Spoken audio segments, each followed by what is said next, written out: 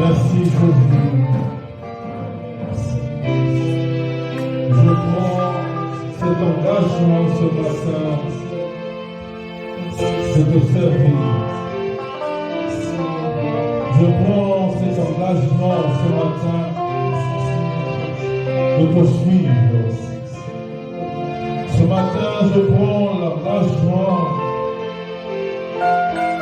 de t'accompagner partout où tu voudras, comme l'ont fait les disciples. Je prends l'engagement ce matin de devenir enfant de Dieu. Je prends l'engagement ce matin de renoncer au péché.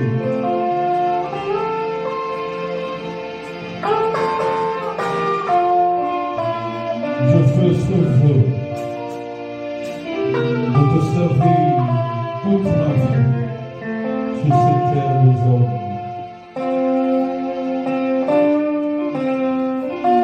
Oui, solennellement, je prends cet engagement devant toi et devant ton Église de te servir loyalement, fidèlement, conformément à ta parole.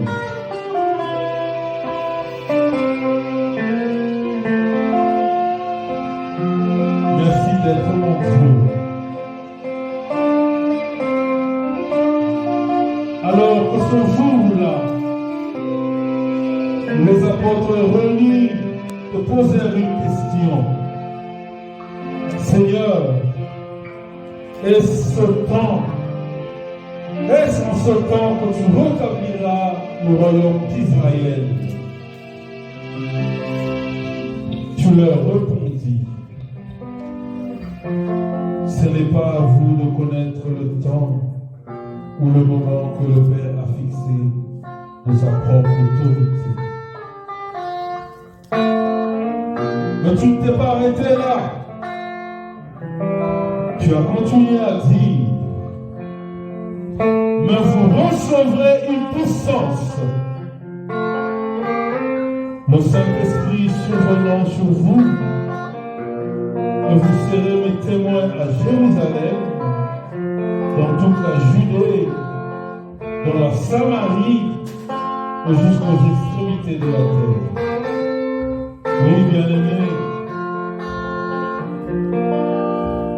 nous voulons élever nos voix pour demander la présence du Saint-Esprit au milieu de nous. La manifestation du Saint-Esprit ce matin au milieu de nous, dans nos vies, dans nos familles. Et je veux que cela soit ta prière de ce matin. Saint-Esprit, nous avons besoin de toi. Conduis-nous dans ta voie. Comble le vide qui se trouve en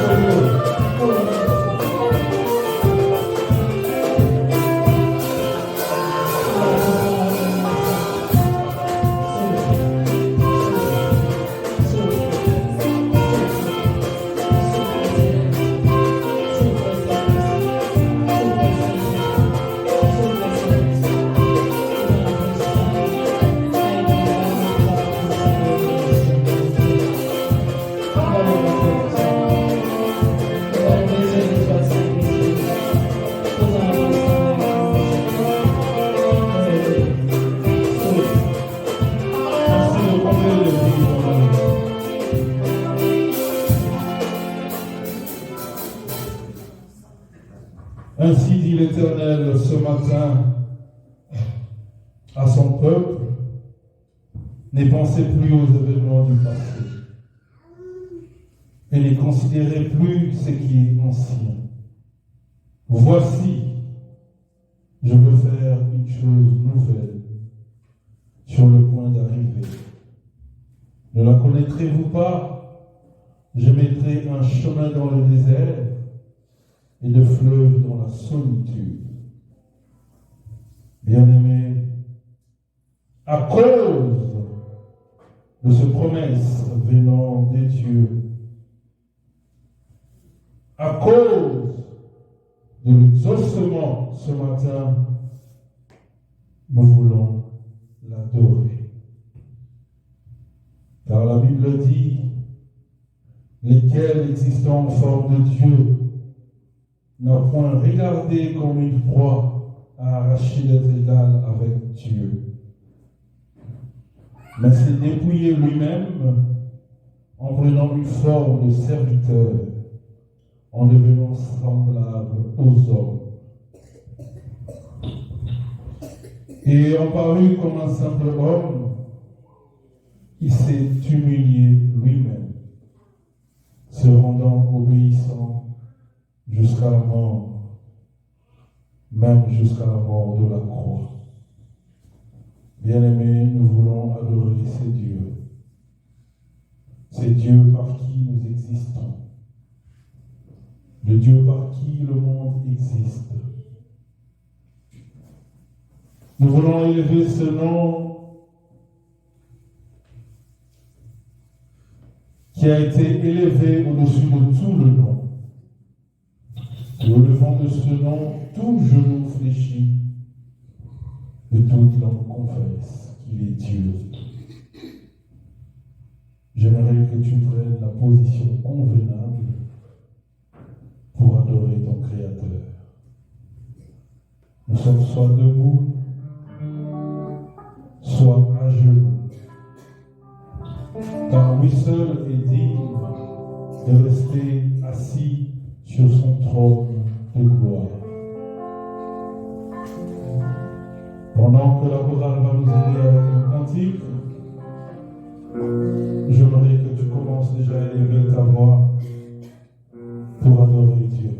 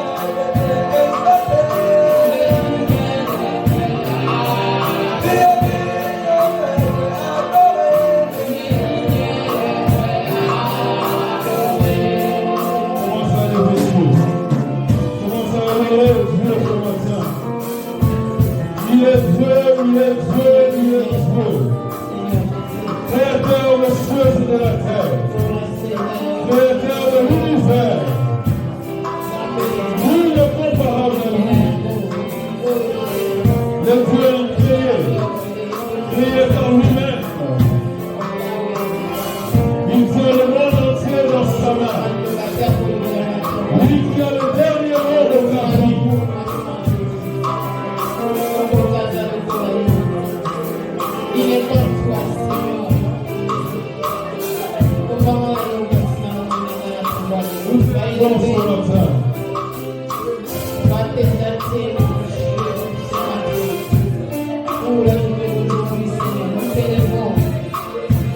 t'élevons ce matin. Nous le comparons à toi. Reçois l'honneur ce matin. Reçois la magnificence ce matin. Reçois la gloire, reçois l'autorité qui t'est due.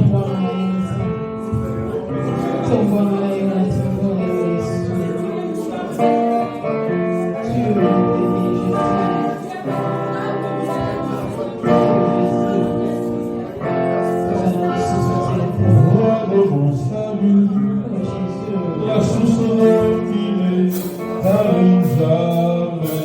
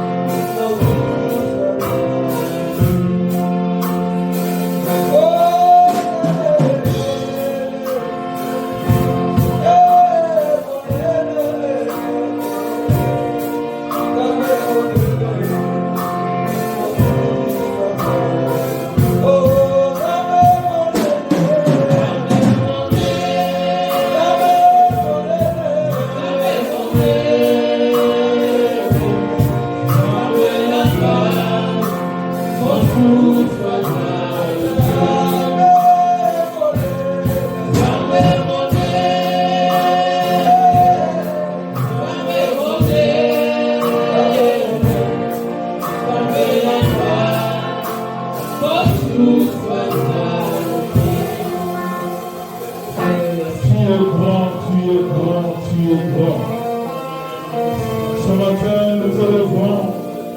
Ce matin, nous t'exaltons. Puisqu'il n'y a pas d'autre Dieu comme toi. Adonai de ton nom, et la terre aux cieux et la terre. Tu as reçu ce nom, au-dessus de tout le nom. Et le nom de toi, tout jeune fléchi. De toute langue confesse que tu es Dieu, c'est la voix du Père. Reçois l'adoration de ton cœur. Reçois notre adoration.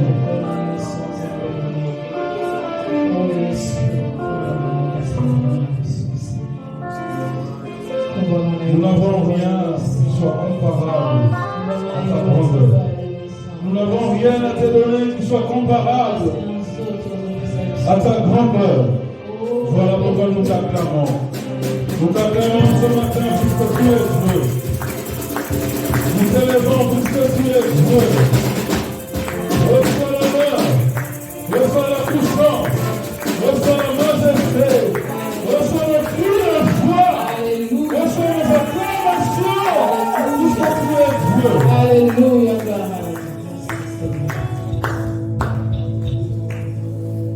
Bien-aimé dans le Seigneur, lorsque je me suis réveillé ce matin, je constatais que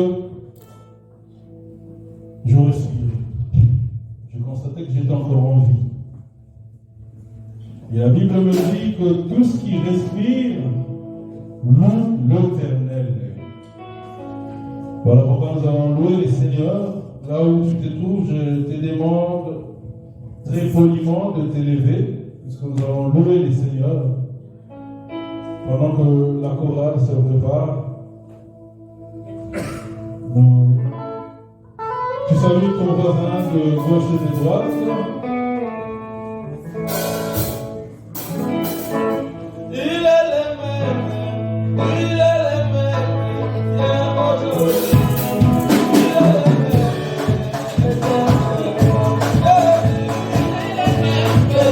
Il est le même, hier aujourd'hui. Il est le même.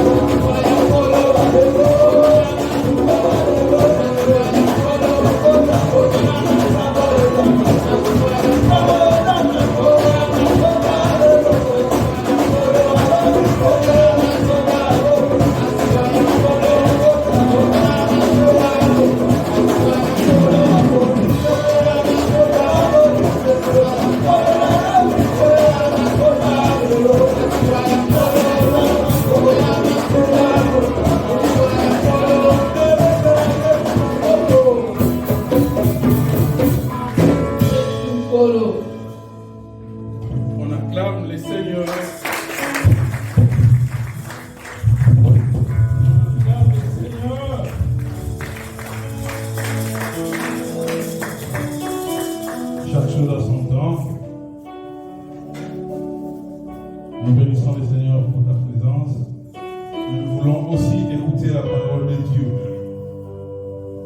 Je veux que tu élèves ta voix, que tu pries. Recommande les prédicateurs entre les mains de Dieu.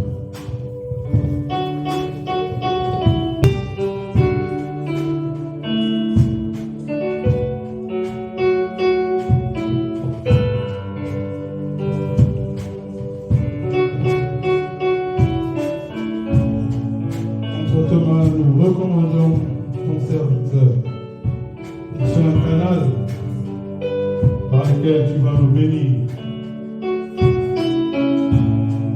Qu'il parle au travers de toi. Que ce soit toi qui parles. Qu'il soit effacé de toi seul. Pour se recevoir toute la gloire.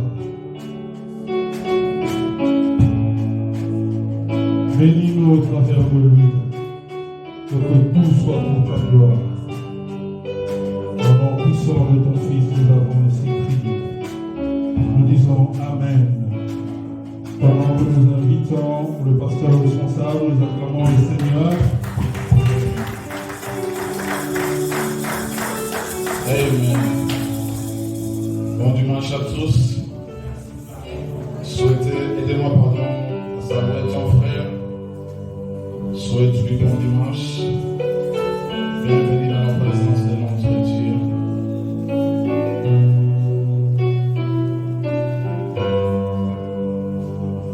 Nous allons nous tenir debout.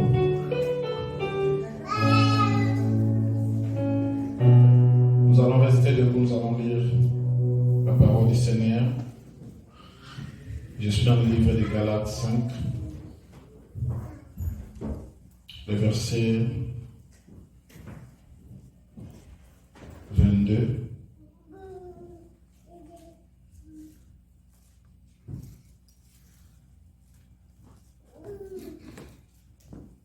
Je suis dans le livre de Galates 5.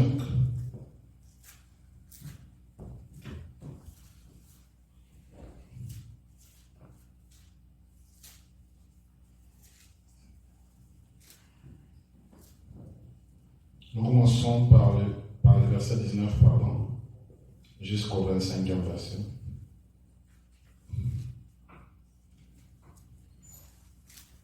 Galates 5, 19e verset au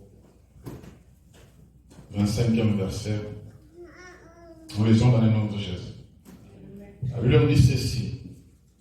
Or, les œuvres de la chair sont manifestées. Ce sont l'impudicité, l'impureté, la dissolution, l'idolâtrie, la magie, les inimiciés, les querelles, les jalousies, les animosités, les disputes, les divisions, les sectes, l'envie, l'ivrognerie, les excès de table et les choses semblables. Je vous dis d'avance, comme je l'ai déjà dit, que ceux qui commettent de telles choses n'hériteront point le royaume de Dieu. Mais le fruit de l'esprit, c'est l'amour, la joie, la paix, la patience, la bonté, la bénédiction, la fidélité, la douceur, la tempérance. La loi n'est pas contre ces choses. Ceux qui sont à Jésus-Christ ont crucifié la chair avec ses passions et ses désirs. Si nous vivons par l'esprit, marchons aussi selon l'esprit. Ne cherchons pas une vaine gloire en nous provoquant les uns et les autres, en nous portant envie les uns et les autres. Parole du Seigneur. Merci beaucoup de vous asseoir. Seigneur Dieu, nous recommandons ces instants entre saintes mains. Nous disposons nos cœurs, nos pensées à écouter ton institut de ce matin. Père, que les horizons de notre compréhension et entendement soient sous le contrôle du Saint-Esprit. Que c'est le Saint-Esprit prend le contrôle de nos cœurs, de nos pensées, pour la gloire de ton Seigneur. Dans le nom de Jésus-Christ, nous t'avons ainsi prié. Amen. Merci beaucoup. Nous voulons dire ceci ce matin. Les dimanches passés, nous avons vu les interdits de pardon. Ça veut dire que les choses qu'il fallait éviter pour accorder le pardon à ton frère ou à ta sœur. J'ai dit le dimanche passé que les interdits de pardon c'était dans l'histoire de la femme militaire. Cette femme a péché contre Dieu. Elle a aussi offensé les hommes. Selon la loi de Moïse de cette époque, il faut que de telles femmes soient lapidées. Mais il se passe une chose, les pharisiens et les scribes décident d'amener la femme auprès de Dieu, auprès de Jésus. Ce qu'on a senti dans le cœur ou dans la vie de ces gens, c'était la haine, le jugement et puis la condamnation. J'ai dit le dimanche passé, dès que vous avez la haine vis-à-vis de votre frère, il est difficile pour vous de les pardonner. Même si votre frère vous demande pardon, mais dès qu'il y a la haine en vous contre lui, il vous est très très difficile de le pardonner. Même s'il vous supplie, vous ne le pardonnerez pas. On a senti la haine vis-à-vis de ces gens qui voulaient à tout prix que cette femme soit lapidée. Cela veut dire que le pardon a été exclu. Le jugement qu'on portait déjà sur cette femme a été exclue de la société. Pour elle, cette femme ne peut plus mériter la vie ou ne peut plus vivre parce qu'elle a commis l'adultère. Et la troisième des choses, cette femme a été condamnée à mourir. Elle doit mourir parce qu'elle avait commis l'adultère. Mais, ça c'était les pensées des hommes. Mais Dieu, en tant que souverain, comme nous péchons chaque jour, chaque instant vis-à-vis de lui, Dieu ne nous condamne pas. Dieu ne nous juge pas non plus. Et Dieu n'a pas la haine vis-à-vis de nous. C'est pour cela qu'il dit à tous ces gens-là, c'est lui qui sait, qui n'a jamais connu un péché, qu'il soit le premier à lapider cette femme. Et la Bible nous dit ceci, frapper dans leur conscience, qui pouvait se lever? Parce que chacun pouvait se rendre compte que moi aussi quelque part je ne suis pas saint, je ne suis pas propre. J'ai des problèmes, je suis quelqu'un de péché. Je suis quelqu'un qui ne marche pas selon la parole du Seigneur. Et tous sont partis. Et la femme restait seule avec Dieu. Et Jésus-Christ a dit, femme, où sont tes accusateurs? Et la femme dit qu'ils sont partis. Personne n'est à juger. Personne n'est à condamner. On ne te condamne pas. Mais va, ne pêche plus. Ça veut dire que le Seigneur Dieu refuse que cette femme ne cautionne pas le péché pour le mal que la femme a commis. Mais il demande à la femme de ne plus pécher. Ça veut dire que vous avez péché, vous avez fait du mal, je ne vous condamne pas. Mais rentre, ne pêche pas. L'église qui tolère le mal, l'église qui soutient le mal, chasse le Saint-Esprit. Le Saint-Esprit n'opérera jamais là où il y a le mal. Mais le mal doit être appelé par le mal, le bien par le bien. Et Christ a dit à cette femme, quand vous avez fait du mal, je ne vous condamne plus, mais va, ne pêche pas. C'était ce qui a été dit le dimanche passé. Mais le dimanche, aujourd'hui, le dimanche passé, nous avons vu les interdits. Ça peut être nombreux, ça peut être beaucoup même. Mais nous avons cité que 3 que nous avons jugé bon. Aujourd'hui, nous allons voir ce qui est recommandé à un chrétien pour accorder un pardon ou pour demander pardon. Premièrement, quand un chrétien ou tout celui qui a accepté Christ comme son Seigneur, comme son Sauveur, cette personne a été scellée de ce qu'on appelle la marque du Saint-Esprit. Cela veut dire que quand on accepte Christ comme notre Seigneur et Sauveur, et qu'on nous donnons notre vie à lui, et que c'est lui maintenant qui nous guide ou qui nous dirige, automatiquement la marque du Saint-Esprit a été scellée en nous. Et quand la marque du Saint-Esprit est scellée dans la vie d'un chrétien, cela veut dire que le chrétien ne fait plus conduire, diriger sa vie selon lui ou selon sa façon de voir des choses ou selon sa façon de faire des choses, mais selon que l'Esprit les conduit. Seul l'Esprit de Dieu peut mettre la différence entre les païens et nous les chrétiens. Les païens n'ont pas l'Esprit de Dieu en eux, mais nous les chrétiens, nous avons l'Esprit de Dieu en nous. Et cet Esprit-là nous enseigne, cet Esprit-là nous communique la voie à suivre, cet Esprit-là nous montre les chemins à suivre, cet Esprit-là nous communique la pensée de Dieu, cet Esprit-là nous édifie, nous donne la paix, la joie de vivre. Et cet Esprit-là nous vivifie, nous fortifie. Cet Esprit-là nous donne des capacités surnaturelles que la chair ne peut pas donner. C'est ça la différence entre celui qui a Christ et celui qui n'a pas Christ. Alors, pour arriver à accorder pardon à ton frère, à ton prochain, ou bien à demander pardon, il faut que vous ayez en vous le Saint-Esprit. C'est le Saint-Esprit qui a le pouvoir de convaincre quelqu'un à demander pardon. C'est le Saint-Esprit qui a le pouvoir de demander ou de pousser l'homme de demander pardon. Pourquoi? Lisez avec moi Jean 16, 8. Frère Trésor, bien si tu as le verset de 8, tu peux me lire ça. Jean 16, 8. Jean 16, 8. Jean 16, 8. Nous lisons en nom de notre frère Sauveur, Seigneur Jésus-Christ. Amen. Jean 16, 8, le dit. Et quand il sera venu, il convaincra les mondes à ce qui concerne les péchés, la justice et les jugements. Amen. Merci beaucoup, frère Trésor.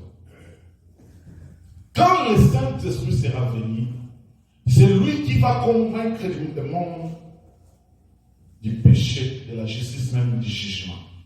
Mais laissez-moi m'attarder sur l'aspect péché. Parce que j'ai dit que le pardon intervient, où on demande pardon à Dieu quand il y a péché, ou bien quand il y a offense vis-à-vis de votre frère. Le pasteur ne peut jamais convaincre un fidèle ou ton frère ou ta sœur que ce que tu fais, c'est un péché ou c'est mauvais.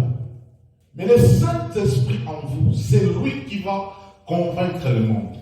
C'est lui qui va vous convaincre que ça, c'est un péché et ça, c'est le mal que vous faites. Donc, dès que le Saint-Esprit vous convainc que ce que je dis à ma sœur Rose, je l'ai offensé, mais cet acte que j'ai posé, j'ai péché contre Dieu, automatiquement en moi, je vais demander pardon. Parce que j'ai été convaincu que j'ai péché ou j'ai offensé mon prochain. Donc, c'est ça que le rôle, le Saint-Esprit joue. Mais ce rôle-là ne peut être joué qu'à celui qui a Christ en lui. Celui qui a Christ en lui, celui qui a reçu Christ, c'est celui-là qui a été scellé de la marque du Saint-Esprit. Et si vous n'avez pas été scellé de la marque du Saint-Esprit, vous ne pouvez jamais dissocier le mal et le bien. Vous ne pouvez jamais dire que ça c'est un péché, ça c'est pas un péché. Le livre d'Éphésiens, frère Trésor 1, 13, on dit ceci. Vous pouvez lire Éphésiens 1, 13. Éphésiens 1, 13. Il dit ceci. Allez-vous aussi, après avoir entendu la parole de la vérité et de l'évangile de votre salut, vous avez crié et vous avez été scellés du Saint-Esprit qui avait été promis. Alléluia. Donc ici, nous voyons que quand nous avons crié à ces dieux, c'était là quand il partait, il dit que je ne vous laisserai pas orphelins. Je vous enverrai un autre moi, le consolateur qui sera là tout près de vous. C'est celui-là dont chante, n'est-ce pas? Que ce consolateur, quand il est venu, c'est lui qui va convaincre le monde du péché. Donc, je ne peux pas être convaincu du péché ou du mal que j'ai fait à mon frère si je n'ai pas cru en Dieu, si je n'ai pas accepté Jésus-Christ comme mon Seigneur et Sauveur, si j'acceptais Christ comme mon Seigneur et Sauveur, cela veut dire que j'ai été scellé de cette marque du Saint-Esprit qui m'a été remis. Automatiquement, ce n'est plus moi qui dirige ma vie, ce n'est plus moi qui conduis ma vie, mais le Saint-Esprit est là pour me convaincre que ça c'est un péché, ça c'est mal. Et quand je suis convaincu du péché ou du mal que j'ai commis ou j'ai fait, automatiquement cette envie naît en moi de demander pardon à Dieu, de demander pardon à mon prochain. Ou bien d'accorder le pardon à mon prochain si celui-ci me demande pardon. Alléluia. Amen. Donc ça, c'est le principe de base de l'Esprit de Dieu qui nous a été donné ou qui nous a été communiqué.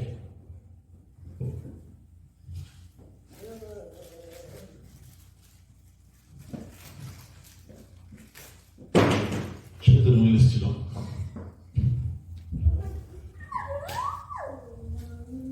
Donc, je disais que c'est ça le rôle de l'Esprit de Dieu dans la vie de tout chrétien.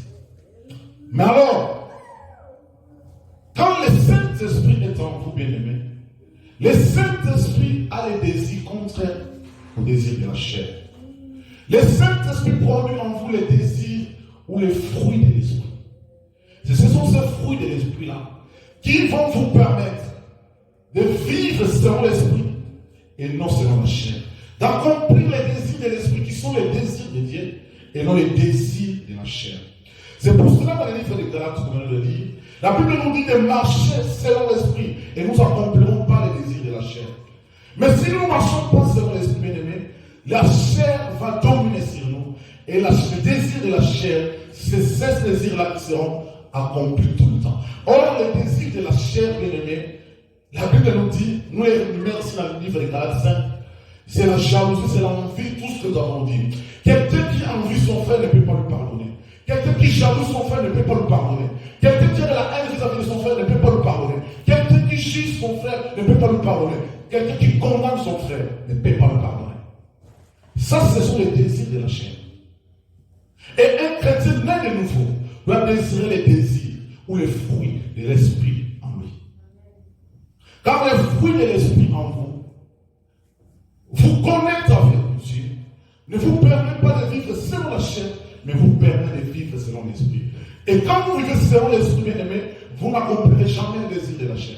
Vous n'accomplirez jamais. Vous allez accomplir plutôt les désirs de l'Esprit. L'Esprit que Dieu et le Christ a promis en nous. Bien-aimé, quand vous regardez le livre de Galates, je ne vais pas énumérer les désirs de la chair parce qu'ils sont nombreux. Mais quand vous regardez ce désir de la chair, si ce désir habite dans la vie d'un chrétien, bien aimé dans le Seigneur, la Bible même dit, Christ dit que si vous n'êtes ni chaud ni froid, je vous vomirai. Cela veut dire qu'un chrétien ne peut pas dire que je suis chrétien, mais on constate à lui le fruit ou les désirs de la chair. Cela veut dire, soit vous êtes ni chaud ni froid. Quand vous êtes timide, Christ vous vomit. Et c'est la Bible qui le dit. Mais quand le fruit de l'Esprit en vous, regardez ce que le fruit de l'Esprit produit en vous. J'ai pris 3 fruits. Il y en a 9, mais j'ai pris 5, pardon. Les 5 que j'ai trouvés, que si ça habite ou un chrétien désire ce fruit, il a la possibilité de demander pardon et même d'accorder le pardon. Je suis dans le livre de Galates 5 toujours, mais je prends le verset 22. La Bible dit ceci, mais le fruit de l'Esprit, c'est l'amour. Je m'arrête là. Je commence par l'amour. Bien aimé, contrairement à ce que j'ai dit le dimanche passé, vous allez vous rendre compte que les pharisiens et les scribes qui ont amené la femme près de Jésus, ils n'avaient pas l'amour envers elle.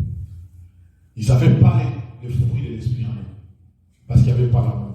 Donc la Bible nous dit que le fruit de l'Esprit, c'est l'amour. Or, l'amour, la Bible dit que l'amour supporte tout. L'amour pardonne tout. Mais vous pouvez pardonner à votre frère si vous n'avez pas le fruit de l'Esprit en vous, qui est l'amour. Même si votre frère vous a offensé, même si votre frère vous a fait du mal, mais l'amour de Dieu, l'amour en vous, supportera ses mal. L'amour en vous, bien-aimé, pardonnera ses mal. Mais s'il n'y a pas d'amour en vous, bien-aimé, comment dirait-il qu'il y a le fruit de l'esprit en vous? C'est ce qui montre la différence. Là où le monde dit un pour un, pardon, un pour un, dent pour dent. Ça, c'est le monde. Mais les chrétiens qui a Christ, qui a reçu le Saint-Esprit, où le fruit de l'Esprit communique ou produit à lui des effets, va manifester l'amour en lui et l'amour va le pousser à pardonner à son frère qui lui a offensé. Bien aimé, vous pensez-vous que quand il y a un problème où votre frère vous a offensé, sentez-vous l'amour en vous pour que vous ayez le courage d'aller demander pardon ou bien d'accorder le pardon à votre frère? S'il n'y a pas l'amour en vous, bien aimé, comment vous arriverez à demander pardon ou bien accorder pardon? Parce que c'est ça qui produit le fruit de l'esprit, l'amour. Deuxième des choses, la Bible dit ceci: je saute la joie et la paix. La Bible nous parle de l'autre fruit de l'esprit, la patience. La patience te permet de ne pas porter un jugement direct à ton frère. Quand mon frère a fait du mal, ou ma sœur, mon proche a fait du mal, je suis patient envers lui. Je suis patient envers mon frère. Je suis patient envers ma sœur. Cela veut dire que cela ne produit pas de mal. Papa César, s'il vous plaît, vous pouvez parler après l'écrit, s'il vous plaît.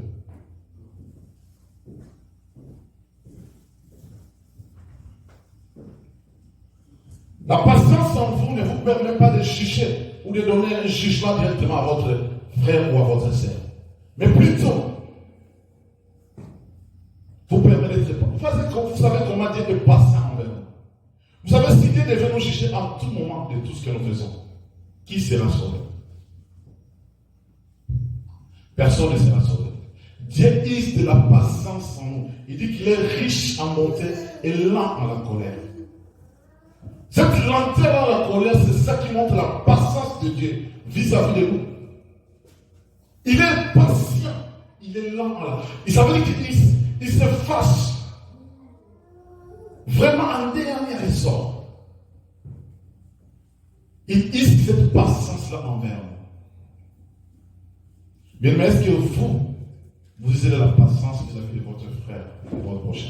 Mais dès que maintenant il a péché, il vous a offensé, vous le jugez. Et le fruit de l'esprit, ce n'est pas ça. La troisième des choses, la Bible nous parle de la bonté. La bonté, bien aimé, c'est une qualité morale qui te permet d'accorder, de demander pardon à ton prochain. Même s'il t'a offensé, mais la bonté en vous. Notre Dieu, il est riche en bonté. Cela veut dire que cette bonté-là en Dieu, lui est difficile pour lui de ne pas nous pardonner quand nous demandons pardon. Parce qu'il est tellement bon, il est tellement riche en bonté. Il nous pardonne à tout moment, à tout instant. Mais bien aimé, est-ce que nous usons cette bonté-là en nous? Cette moralité-là est en nous. Cette moralité-là de dire, quand mon frère m'a fait du mal, quand mon frère m'a offensé, je lui accorde le pardon, je lui demande pardon. Et cette bonté même en vous ne va pas ou va vous aider à accorder ou de ne pas faire du mal à votre frère ou à votre sœur. Cette bonté-là de Dieu, parfois, cette bonté-là ne permet pas que Dieu nous fasse du mal. Et bien on dit que chaque matin, il renouvelle sa bonté dans notre vie. Bien aimé, même ceux qui l'offensent, même ceux les païens, même chez nous les chrétiens, chaque matin, tout le monde se réveille. Oh, quelle merveille. Même ceux hier qui étaient dans le mal, même ceux hier qui l'avaient offensé. Mais le matin, quand le matin sont toute la bonté de Dieu est renouvelée à tout le monde. Pour moi, ceux qui sont en vie. Voilà comment la bonté de Dieu se manifeste dans la vie de tout un chacun de nous. Mais comment vous, un chrétien, pouvez avoir les fruits de la bonté en vous? Le fruit de l'esprit en vous qui est la bonté. La bonté ne vous permet pas de faire de mal à votre prochain. La bonté vous permet de pardonner et d'accorder le pardon. Et demander pardon. Quatrième des fruits de l'esprit dont j'ai épinglé ici,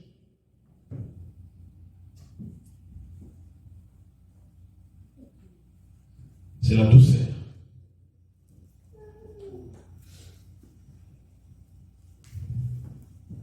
Bien-aimé, la douceur en vous ne vous permet pas d'agir sous la colère, de prendre directement de mauvaises décisions contre votre prochain en l'accusant de l'acte qu'il a posé. La douceur en vous, bien-aimé, ne vous permet pas d'agir toujours en colère. La colère n'arrange rien, la colère ne résout rien. Mais la colère ne fait que détruire. Mais la douceur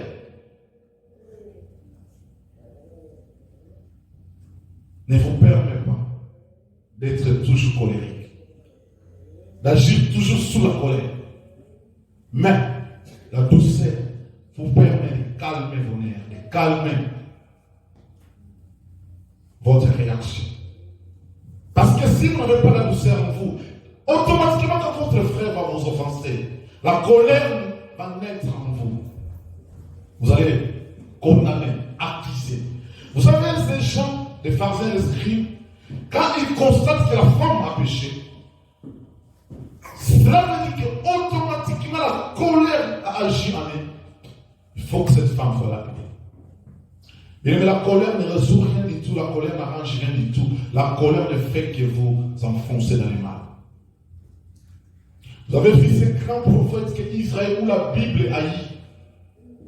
Moïse va rater le ciel, ou pardon, va arrêter sa mission, c'est d'amener le peuple vers la terre promise à cause de la colère. Bien-aimé dans le Seigneur, la douceur permet à l'homme, permet aux chrétiens de réfléchir des fois avant de poser l'acte qu'il veut poser, avant d'agir comme il veut faire, avant d'accuser son frère ou d'accuser sa sœur. La douceur, bien-aimé, vous met dans les conditions de réflexion, vous met dans les conditions de réfléchir à l'acte que vous voulez poser. Parce que vous risquerez de condamner un innocent, vous risquerez d'accuser la personne qui est innocente. Vous risquez directement de prendre de mauvaises décisions parce que vous êtes mis en colère. Et je dis toujours dans cette église, un homme réfléchi ne prend jamais des décisions sous la colère. Ne prend pas non plus des décisions sous les sentiments. Parce que vos décisions ne seront jamais réfléchies. Vos décisions ne seront jamais décisions correctes qui ont le pouvoir de changer les choses. Mais dans tous ces cas de figure, bien-aimé, vous allez prendre toujours les mauvaises décisions. Parce que la douceur n'est pas en vous. La douceur vous pousse, le manque de la douceur vous pousse à réfléchir là où l'autre n'a pas réfléchi comme ça. De penser à la place de l'autre de ce que lui n'a pas pensé. De conclure des choses que vous avez pensé d'avoir pensé, mais non, c'est que lui a pensé. Ou non, c'est que lui a voulu dire ou voulu faire. Mais la douceur vous donne l'atmosphère de la réflexion avant d'agir ou avant de conquérir, même avant d'acquiser votre prochain. La douceur. Ça fait partie du fruit de l'esprit. Dernière des choses, c'est la tempérance. Bien aimé, la tempérance est un signe d'humilité. Bien aimé, celui qui n'a pas l'esprit d'humilité ne peut pas demander pardon à son frère. Celui qui n'a pas l'esprit d'humilité ne peut pas accorder le pardon à son frère. Parce qu'on sentira qu'il y a l'orgueil en lui. Et la Bible nous dit qu'il résiste aux orgueils. Mais il fait grâce aux uns.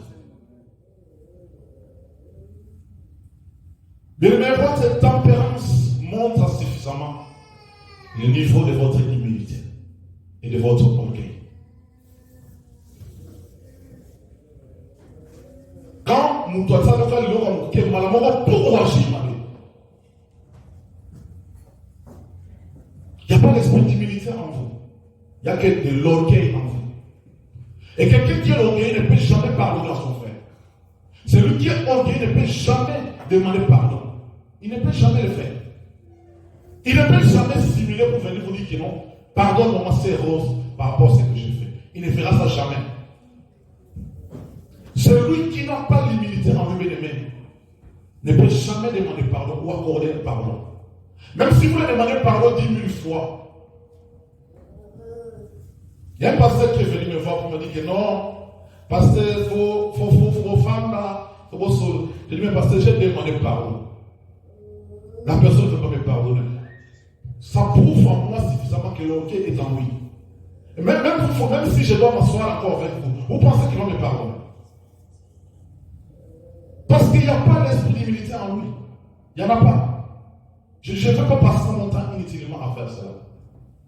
Mais celui qui a l'esprit d'humilité, quand ton frère, ton prochain demande pardon, automatiquement tu lui pardonnes.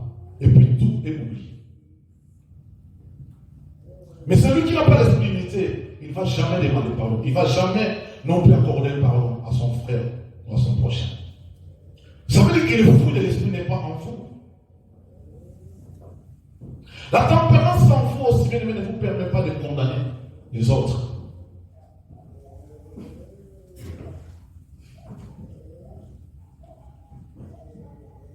La tempérance en vous bien ne vous permet pas toujours de condamner les autres, mais plutôt vous donne un air modéré. Modéré. Vous usez de beaucoup de réserves et de retenue. Ça vous permet d'user de beaucoup de réserves et surtout de retenue.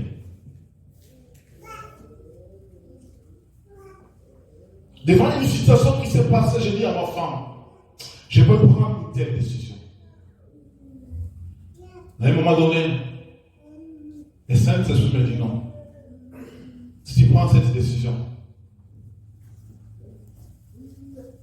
ça veut dire que tu agis comme elle. Et des réserves. Et de la retenue. Je me suis retenu et je me suis réservé.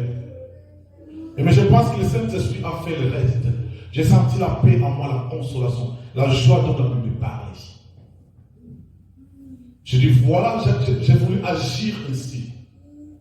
Mais le Saint-Esprit m'a parlé, le Saint-Esprit m'a convaincu. Je me suis retenu. Et le Saint-Esprit a fait de sa façon, j'ai retrouvé la paix et la joie. Mais si vous n'avez pas la tempérance en vous, vous n'avez pas le fruit de l'esprit en vous. Et comment vous allez pardonner? Comment vous allez accorder le pardon? Parce qu'il n'y aura pas l'esprit de l'humilité en vous, mais il y aura plutôt de l'orgueil. Nakotala, tokomona. Tokotala, tokomona, la vie continue.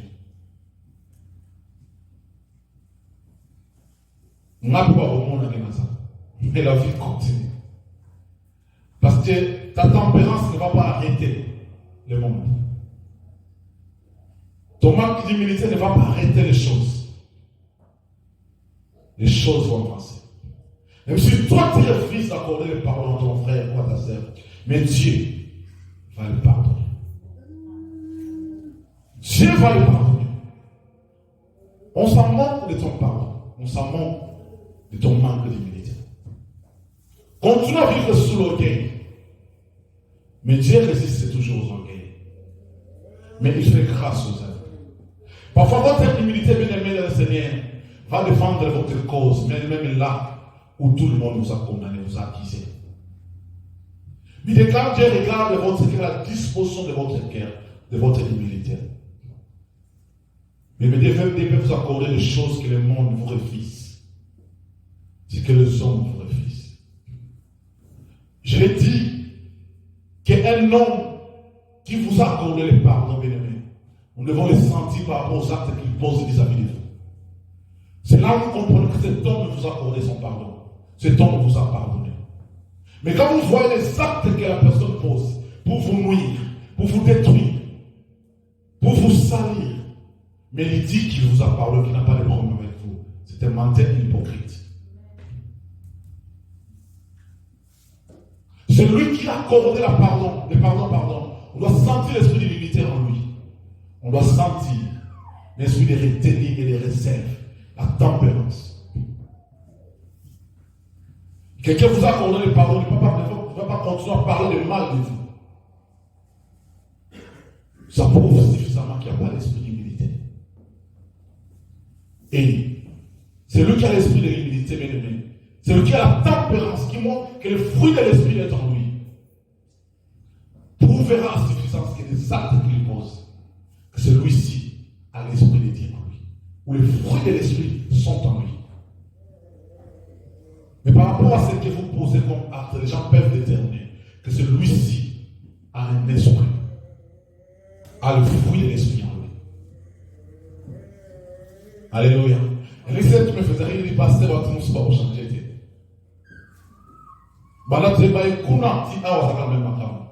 Mais parce que c'est la chair qui conduit, ce n'est pas l'esprit.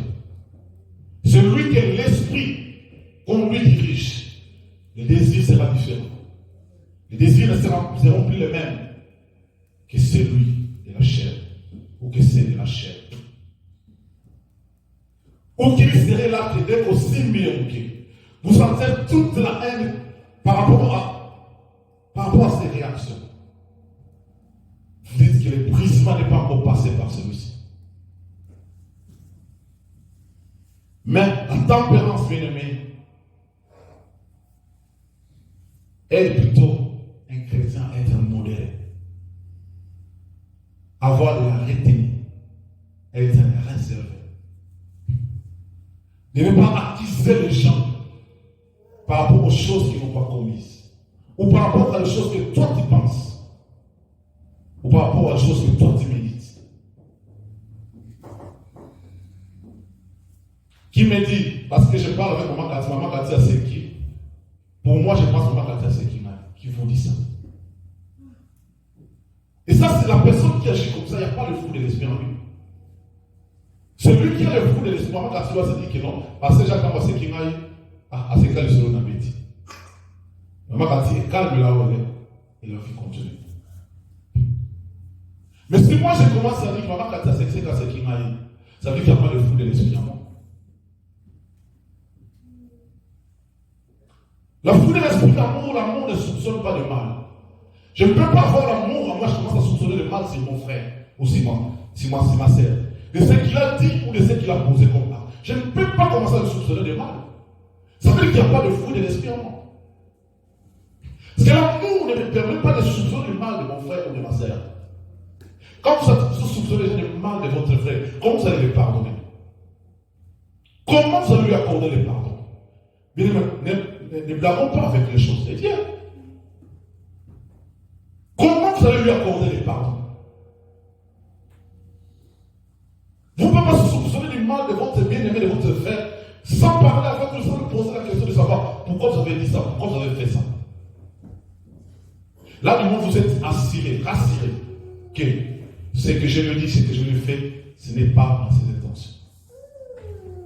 Bien-aimé dans le Seigneur, un chrétien né de nouveau qui a reçu Christ doit désirer le fruit de l'esprit. Que le fruit de l'esprit en nous, bien-aimés, ne nous dira pas, ou nous n'allons pas tenir ces langages, dent pour dent, œil pour œil.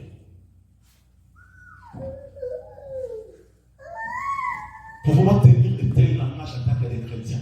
Ça veut dire qu'il n'y a pas de fruit de l'esprit en nous. Thomas Salina, mais c'est quoi ça? C'est quoi ça?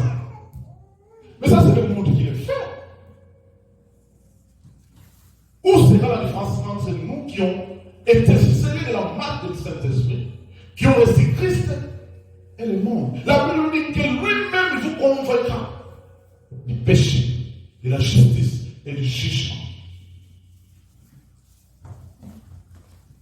C'est pour cela que tout chrétien bien-aimé dans le Seigneur doit désirer le fruit de l'esprit.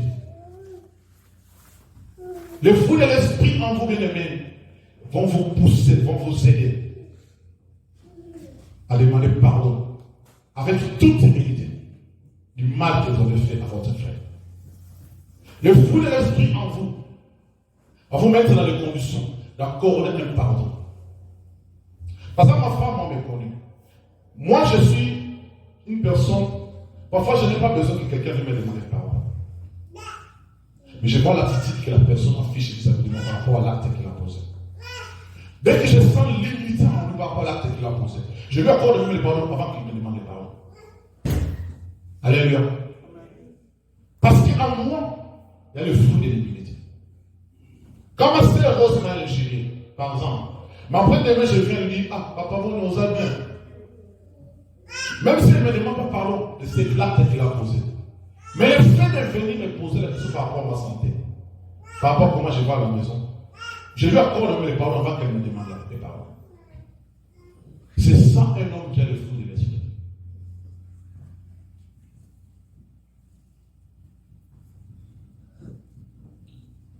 Bien-aimés dans le Seigneur, en tant que chrétien, nous devons désirer le fruit de l'esprit. Je dis toujours ici dans cette église, il ne faut jamais vous donner la peine de toujours penser de mal sur les autres. Parce qu'au moment où toi tu penses de mal sur les autres, ou au moment où toi tu condamnes ton frère ou ta sœur, par rapport à l'acte qu'il a posé, mes frères, sachez très bien s'il n'a pas posé ça avec une mauvaise intention. Mais qui pêche? Vous péchez inutilement. Et Christ revient aujourd'hui. Vous ratez le ciel à cause de mauvaises intentions. Parce qu'imaginez que le frère Messi n'a pas posé un acte pour m'offenser. Peut-être qu'il a dit ça pour dire sans mauvaise pensée, sans mauvaise intention. Et que moi je suis en train de me dire, mais pourquoi ce frère va me dire ça? Par mon analyse. Mais lui, il est innocent.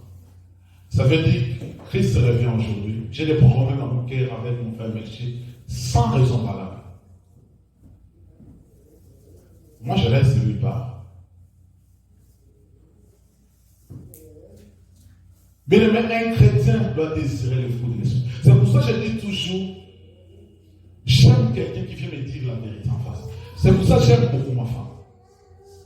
Ça veut dire que vous sentez, c'est ce que les mamans disaient ici, une femme, c'est une semblable à son mari. Ma femme m'a communiqué quelque chose, ma femme, quand elle a un problème avec vous, elle ne tourne pas derrière les dos, non. Elle vous dit ça directement comme ça. Que ça vous fasse mal. Ça vous fasse mal.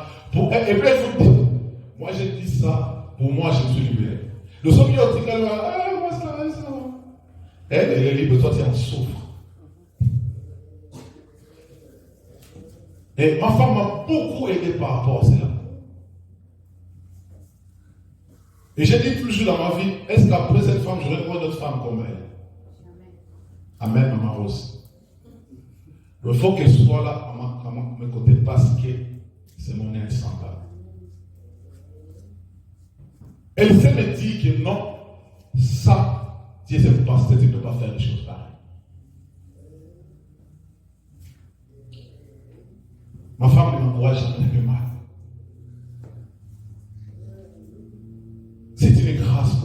soit là à mes côtés.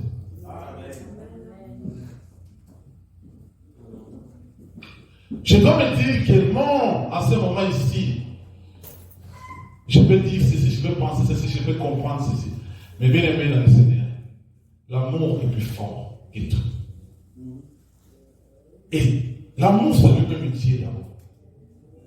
C'est le fruit de l'esprit. Bien aimé, désirons le fruit de l'esprit.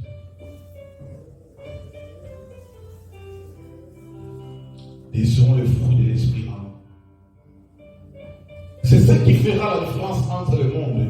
Quand les gens vont nous observer, vont nous se dire que non, celui-ci, c'est un chrétien. Et celui-ci, c'est un païen.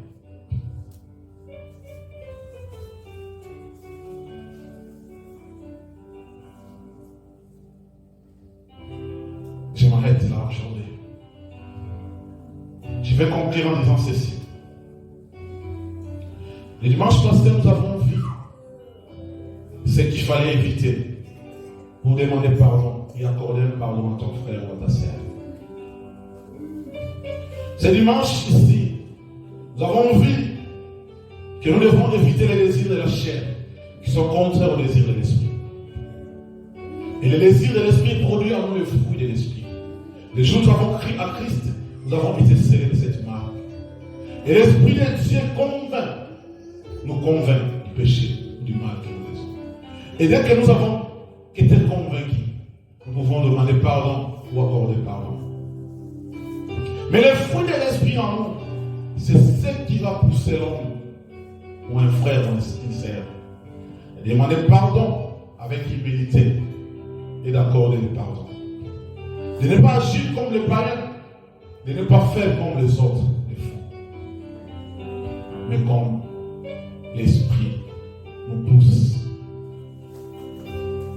Parfois, l'humilité que vous pouvez présenter devant un problème peut pousser à ton frère, à ta sœur, et t'accorder directement le pardon sans qu'il vous puisse le demander. Mais si vous devez continuer dans l'orgueil, bien aimé, c'est votre chute qui arrive. Car Dieu, il résiste aux orgueils. Mais il accorde sa grâce aux uns. J'ai parlé de l'amour, j'ai parlé de la patience, j'ai parlé de la bonté, j'ai parlé de la douceur, et j'ai parlé de la tempérance. Que mon Dieu bénisse.